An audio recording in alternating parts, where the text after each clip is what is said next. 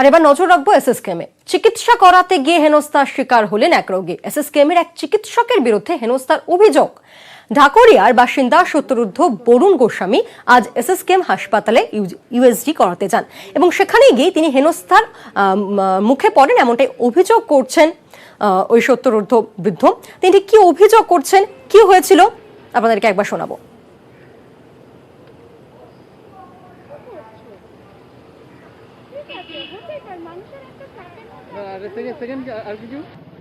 আমি আমার চাদর নিয়ে টেবিলে পেতেছি, কারণ অনেকে শুচ্ছে ওই টেবিলে। তা এক ইয়ং ডক্টর ওখানে ছিলেন, উনি এসে বলছেন, এই তুই চাদরটা পাতলি কেন, কাপড় তোল, মানে গেঞ্জিটা ছিল তোল। বললাম, বাবা মনে যদি কিছু না করেন আপনাকে একটা কথা বলি, আপনি ডাক্তার ইয়ং, আমার 70 বছর বয়স, তুই তোকারি করে না কথা বললে বোধহয় ভালো হয়।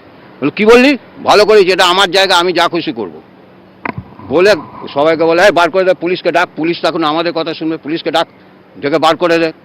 তখন আমার মেয়ে বললো, কি খারাপ কথাটা আপনাকে বলেছে, আচ্ছা বাবার কথা ছেড়ে দিন, আমি আপনার কাছে অ্যাপোলজি চেয়ে বলছি, করে দিন টেস্টটা।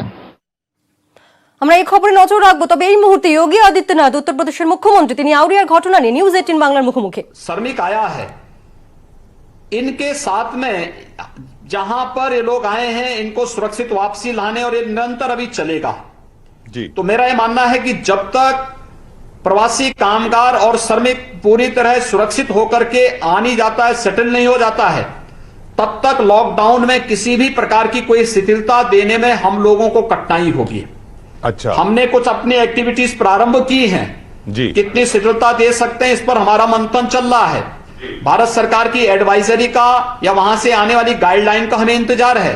जो भी इस संबंध में आवश्यक निर्देश मिलेंगे उसका पालन हम उत्तर प्रदेश में करेंगे, लेकिन हम किसी भी प्रकार का वह रिस्क नहीं लेना चाहते हैं जिससे कम्युनिटी इन्फेक्शन का कारण जो बने। और खासतौर पर यह समय हमारे लिए बहुत क्रिटिकल है, क्योंकि बड़ी मात्रा में जो प्रवासी कामगार और श्रमिक वापस अपने घरों के लिए आ रहा है, तो उसकी सम्मानजनक और सुरक्षित वापसी ये हमारी प्राथमिकता है। लेकिन साथ साथ प्रदेश के अंदर जो लोग यहां पे 22.5-23 करोड़ लोग पहले से रह रहे हैं, इनके स्वस्थ और सुरक्षित रखने की जिम्मेदारी भी हमारे ऊपर है।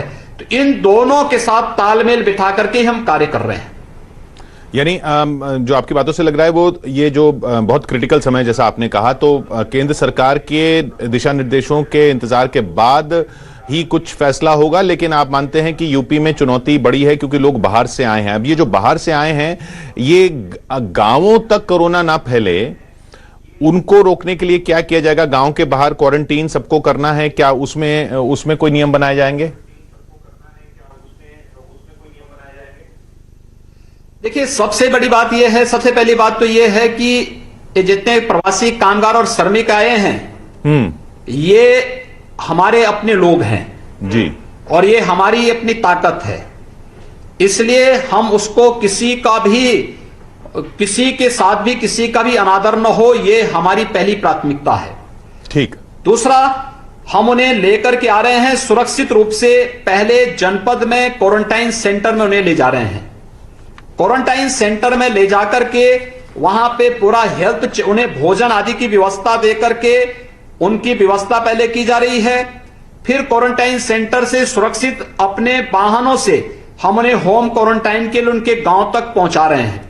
जिनके पास घर की व्यवस्था है उनको घर तक पहुंचा रहे हैं अगर वो स्वस्थ है। अगर जिसके पास घर नहीं है या जो व्यक्ति सस्पेक्टेड है या अस्वस्थ है, उन्हें हम क्वारंटाइन सेंटर में ही रख रहे हैं। हम लोगों ने क्वारंटाइन सेंटर में उत्तर प्रदेश में 12.5 लाख से अधिक की क्षमता की व्यवस्था पहले से कर रखी है, ठीक है, और यह व्यवस्था हमारे पास है। लेकिन हम लोग क्वारंटाइन सेंटर को भी खाली करते जा रहे हैं और सैनिटाइज करते जा रहे हैं। हम इन्हें निरंतर इनका स्क्रीनिंग करने के साथ ही उन्हें हम होम खाद्यान्न का पैकेट देकर के, राशन किट देकर के उन्हें उनके घर पे होम क्वारंटाइन के लिए भेज रहे हैं। और होम क्वारंटाइन में देखने के लिए भी हम लोगों ने स्क्रीनिंग कमेटी, उनकी स्क्रीनिंग करने के लिए 75,000 से अधिक मेडिकल टीमें गठित की हैं, जो एक एक व्यक्ति की, एक एक घर की और एक एक व्यक्ति की स्क्रीनिंग करते हैं।